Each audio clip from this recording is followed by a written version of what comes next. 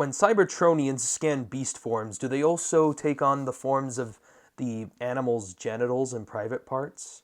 You know what, it's probably best not to think about it. Hello everyone, it is Briximus Prime. Today we're going to be looking at my first ever Transformers Rise of the Beasts Studio Series figure, the Voyager class Cheetor. Let's just get right on into it by starting with that packaging.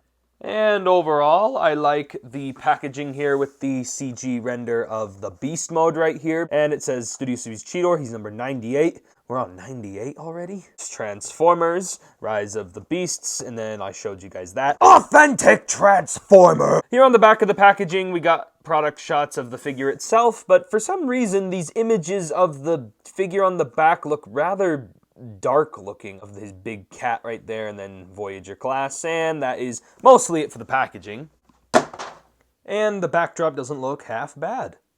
Cheetor doesn't really come with much in terms of accessories. He mostly just this pair of very similar looking spears here.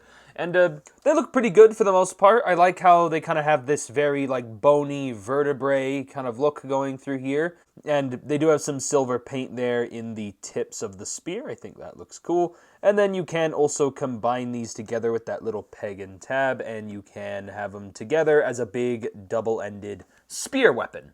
As for weapon storage on this guy, there's these two slots right there on his back, and there's these two tabs on the spear handles right there. And you just basically tab those in right there on his back, and now he has those spears right there when he doesn't have them in use.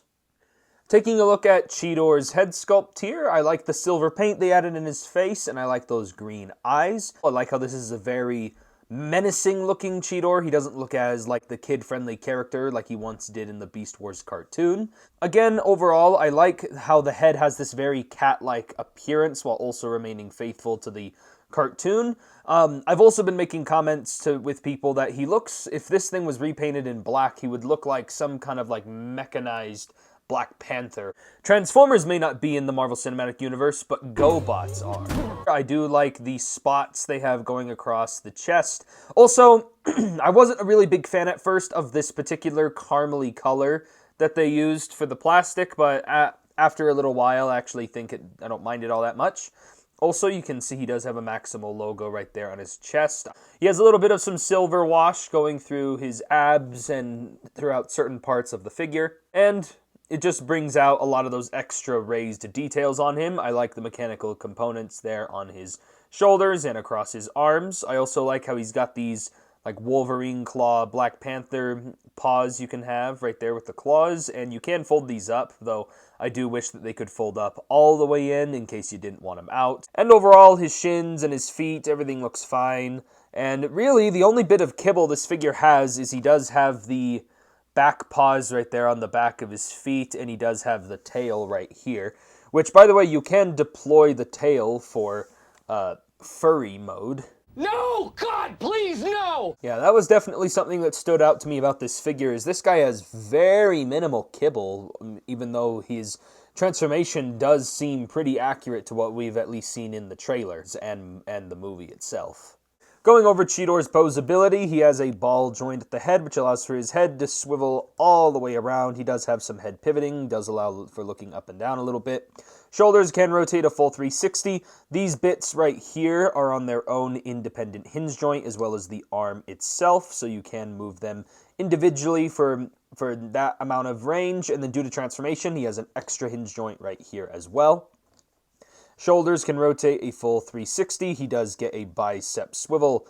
90 degrees of bend at the elbow. Would have liked it to have bended more. He does get wrist swivel, surprisingly enough. And then, like I mentioned, these previous paw joints right there. If you shift this butt flap out of the way, it allows for his waist swivel. Hips can rotate forward. They can rotate back. And again, if you move the hinge joint, it does allow him to move back more. His hips can move outward. He does have a swivel at the knee. He bends at 90 degrees at the knee. Would have liked that to have bended more, like the elbows. And then he does have some ankle pivot and also some toe articulation. So yeah, not bad articulation here on the Cheetor figure. I just feel like for such an athletic design, he should have been a little bit more posable. With this particular design of Cheetor, the way how his body looks and it's shaped and it's very like athletic and organic looking and yet mechanical at the same time, it kind of reminds me of an animal like Evangelion. They say that cats always land on their feet. Let's test that theory. It didn't work. And for Cheetor comparisons, here is the Rise of the Beasts design for Cheetor with the Kingdom / original Beast Wars design for Cheetor. This particular design for Cheetor reminds me more of the Golden Disc Collection Mutant Tigertron than it does Cheetor. And then here he is with the last Studio Series figures I took a look at, the Last Knight, Crosshair, and Cheetor. Crosshair and Hot Rod. Now let's get into Cheetor's transformation.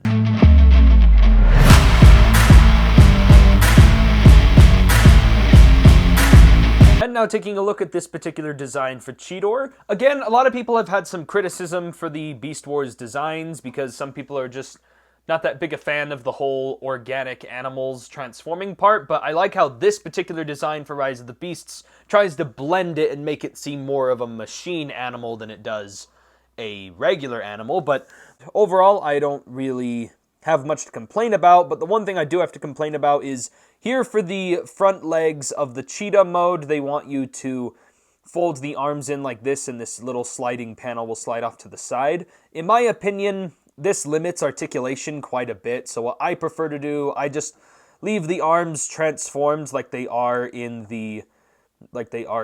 robot mode, where I leave all of this hinged forward, and that way he has more bend at the elbow. We'll get into the articulation more, but that way he has a lot more articulation and he looks a lot more dynamic in cheetah mode.